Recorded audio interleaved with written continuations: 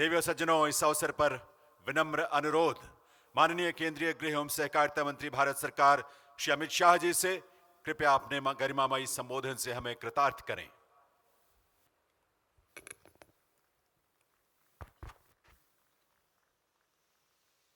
आज के इस गौरवमयी कार्यक्रम में मेरे साथ मंच पर उपस्थित हरियाणा के लोकप्रिय मुख्यमंत्री श्रीमान नायब सिंह सैनी जी,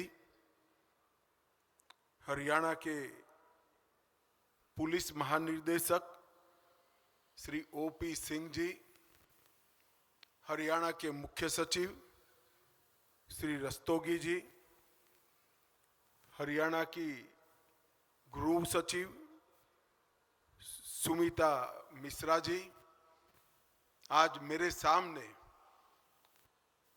शपथ के बाद हरियाणा पुलिस के हिस्सा बने हुए 5000 से ज्यादा युवा साथियों, उनके परिजनों और भाइयों और बहनों, सबसे पहले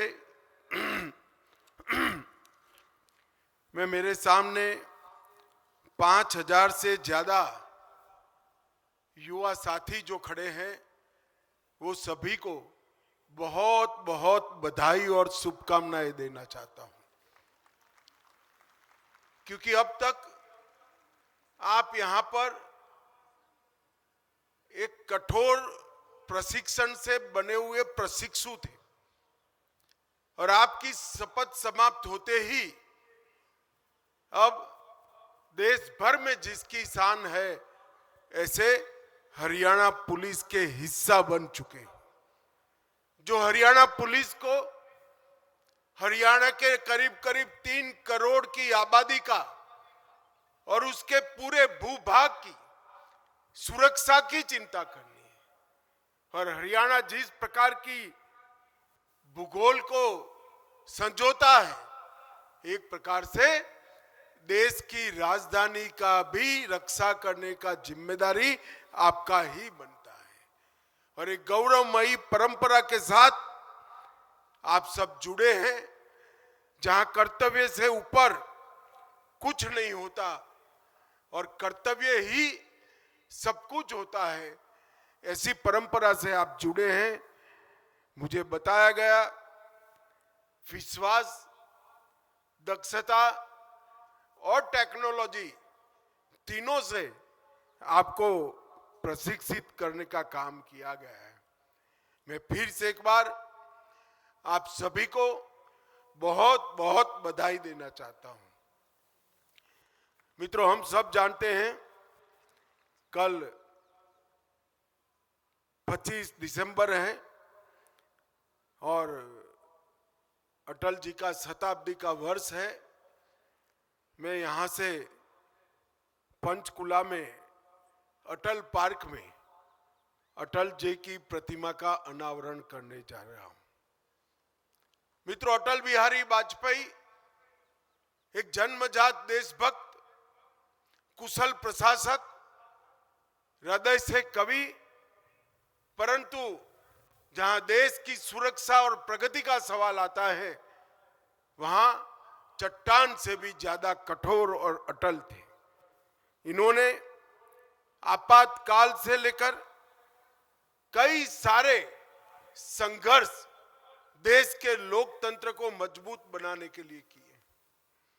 वो जब प्रधानमंत्री बने तब पहले कभी कांग्रेस में न रहे हुए प्रधानमंत्री बनने का सम्मान श्री अटल बिहारी वाजपेयी को मिला था और उन्होंने 5 साल तक पहली गैर कांग्रेसी पूरा टर्म करने वाली सरकार चलाने का भी सम्मान प्राप्त किया। उन्हीं के समय में 98 में भारत आणविक शक्ति बना और विश्व भर के विरोध को दरकिनार कर कर भारत की रक्षा को सुदृढ़ करने का काम किया। आज हम यहां से जाकर अटल जी की प्रतिमा का अनावरण करने वाले हैं। अटल जी की ये प्रतिमा कई सालों तक पूरे हरियाणा के युवाओं को एक आदर्श जीवन कैसा होता है, जन समर्पित नेता कैसा होता है, कुशल प्रशासक कैसा होता है और देश के लिए जीने वाला व्यक्तित्व कैसा होता है, इसकी मिसाल सबको देता रहेगा। मित्रों, आज 93 बैच के 5161 जवान यहां पर मेरे सामने उपस्थित है और पहला मोर्चा हमारी बच्चियों ने संभाला है, महिलाओं ने संभाला है। मुझे देखकर बहुत खुशी होती है। मैं सभी को कहता हूं, बच्चियों के लिए एक बार जोर से ताली बजाओ जरा। रक्षा पंक्ति में, पहली पंक्ति में देश की युवा बेटी जब खड़ी रहती है तो देश की सुरक्षा का भरोसा अनेक गुना बढ़ जाता है मित्रों। और इस परिवर्तन देश के लिए निश्चित ही शुभांकर ही होगा। 39 सप्ताह की व्यवस्थित, कठोर और दक्षता पूर्ण बनाने वाली एक ट्रेनिंग का आपने समापन किया है। मैं जब यहां आना चाहता था तब सैनी जी से कुछ डिटेल मंगाई थी, तो दो चीजें 93 बैच जो है वो दो चीजों में आगे की 92 बैच का रिकॉर्ड तोड़ने वाली है, क्योंकि ये पहली बैच है जिसमें 85% युवा ग्रेजुएट या डबल ग्रेजुएट है और वो आज पुलिस के साथ जुड़े हैं। और ये पहली बैच है जिसकी औसत आयु सबसे कम मतलब 26 साल है। 26 साल की औसत युवा आयु में ही आप लोग गौरवमयी हरियाणा पुलिस से जुड़ रहे हैं। और जब आप हरियाणा पुलिस से जुड़ रहे हैं तब कौन सा कालखंड है? यही कालखंड है जहां अंग्रेजों ने बनाए हुए कानून समाप्त कर नए कानूनों की न्याय संहिता से देश की जनता को न्याय देने का काम करना है। और आप देश भर में नई न्याय संहिता लगने के बाद दीक्षांत परेड से पुलिस में जुड़ने वाली आपकी 93 बैच ये पहली बैच है जो नए कानून बनने के बाद पुलिस का काम संभालने जा रही है। और मैं मानता हूं कि आप सभी के लिए सौभाग्य का विषय है। 1966 में अंबाला में एकेडमी शुरू हुई, तब से लेकर आज तक जितनी भी बैचेस निकली है उन्होंने अंग्रेजी कोई कानून को सीखा है, पढ़ा है। आप पहली बैच ऐसी हो जिसने भारत की संसद ने बनाए हुए कानून सीखकर जनता की सेवा करने के लिए जाना है। भाइयों और बहनों, कुछ समय पहले ही 2023 में हरियाणा पुलिस को अपने कर्तृत्व की अखंड यात्रा को निरीक्षण करने के बाद देश की राष्ट्रपति महोदया ने राष्ट्रपति कलर देने का काम किया था। और आज एक प्रकार से उसी परंपरा को आपने आगे बढ़ाना है। विभाजन के वक्त जब हरियाणा बना, एक पुलिस रेंज और 6 जिले थे। आज हरियाणा पुलिस एक विशाल वट वृक्ष बन चुकी। 5 रेंज, 19 जिले, इसके साथ रेलवे पुलिस, साइबर क्राइम, कई प्रकार के पुलिस के अंग उपांगों से युक्त हरियाणा पुलिस देश भर की पुलिस में सबसे आगे रहने वाले पुलिस बल में शुमार होती है। 77,000 का आपका स्वीकृत क्षमता का कार्यबल हमेशा हरियाणा की जनता की सेवा के लिए उपलब्ध रहता है। मित्रों, आज जब आप जा रहे हैं तब कुछ साल पहले देश में 3 बड़ी चुनौतियां थी कानून और व्यवस्था की। वामपंथी उग्रवाद, जम्मू कश्मीर का आतंकवाद और नॉर्थ ईस्ट के अंदर काम करते हथियारी ग्रुप।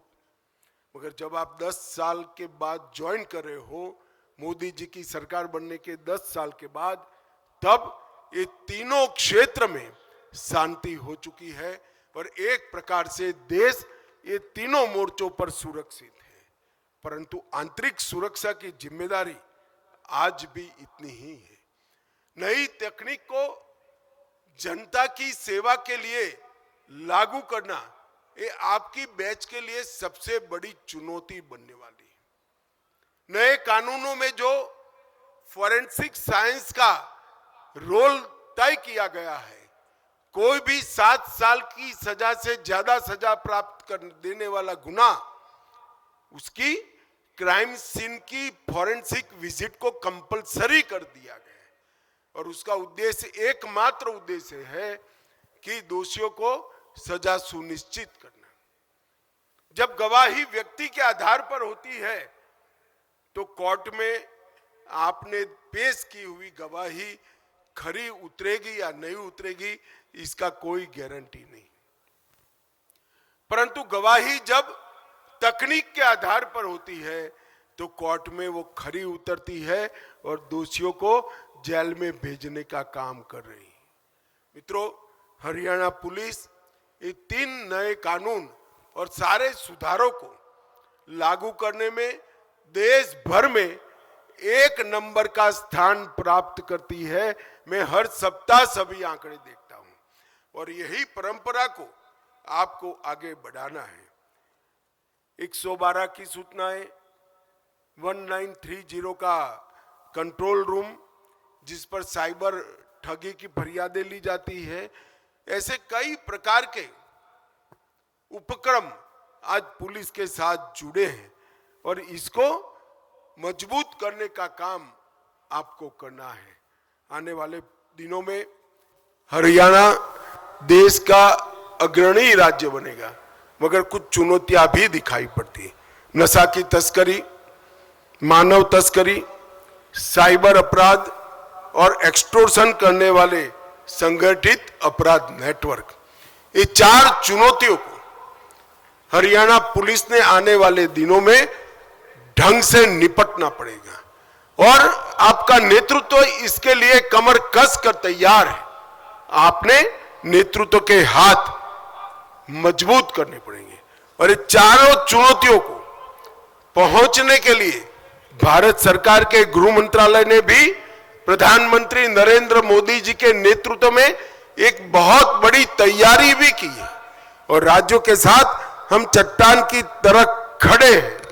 इस सारी चुनौतियों का सामना आप सब लोग निश्चित रूप से कर पाओगे। आप नए भारत के युवा पुलिस कर्मी के रूप में आज आपके जीवन की शुरुआत करने जा रहे हैं। मैं हृदय से फिर से एक बार आप सभी को बहुत बहुत शुभकामनाएं देता हूं और आशा करता हूं कि आज जो आपने शपथ ली है वो शपथ आपको आपकी करियर में उत्कृष्टता के शिखर पर पहुंच जाएगी। और मैं नायब सैनी जी का भी धन्यवाद करना चाहता हूं। पहले मैं भाजपा के कार्यकर्ता के रूप में हरियाणा कई बार आता था, तब सबसे बड़ी फरियाद थी कि नौकरी चाहिए तो खर्ची भी देनी पड़ेगी और पर्ची भी देनी पड़ेगी। आप किसी जाति के हो तो नौकरी मिलेगी और आप में रिश्वत देने की क्षमता है तो ही नौकरी मिलेगी। हरियाणा को सैनी जी ने खर्ची पर्ची बगैर नौकरी का राज्य बनाकर बहुत बड़ा काम हरियाणा की जनता ने किया है और इसका नतीजा आज मेरे सामने है। 5000 युवा अपने मेरिट्स के आधार पर राज्य को सुरक्षित करने के लिए, राज्य की सेवा करने के लिए मेरे सामने खड़े हैं। इस शानदार परेड कर कर अपने योग्यता को भी आपने सिद्ध किया है। मैं फिर से एक बार आप सभी को बहुत बहुत साधुवाद देता हूं। वंदे मातरम, भारत माता की जय। बहुत बहुत आभार माननीय केंद्रीय गृह एवं सहकारिता मंत्री श्री अमित शाह जी का, उनके मार्गदर्शन और शुभ संदेश के लिए।